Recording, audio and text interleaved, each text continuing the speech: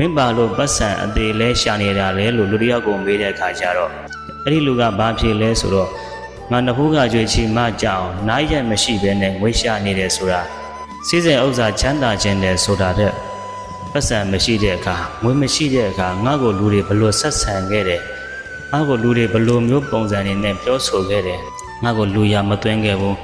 ငါဘလောက်ပဲမှန်တာတွေပြောနေပါစေငါရဲ့စကားတွေကသူတို့တွေအတွက်ဟာသားတစ်ခုလိုပဲအမားတွေဖြစ်ကုန်ကြတယ်ငါရဲ့အသက်နဲ့မမြောက်အောင်ကောင်းကောင်းခံခဲ့ရတဲ့ဘဝတွေကိုငါစိတ်နာလို့ပတ်စံရှာတယ်လို့ပြောရင်ပို့ပြီးတော့မှန်လိမ့်မယ်တဲ့ငါရဲ့စူးစမ်းမှုတွေအရာထင်တဲ့တစ်နေ့ကြာရင်တော့ငါအတွက်အများကြီးပင်ပန်းခဲ့တဲ့ငါရဲ့မိဘနှစ်ပါးကိုငါ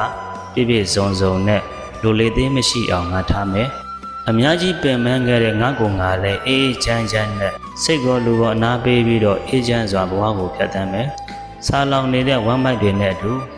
လဲနေတဲ့သူ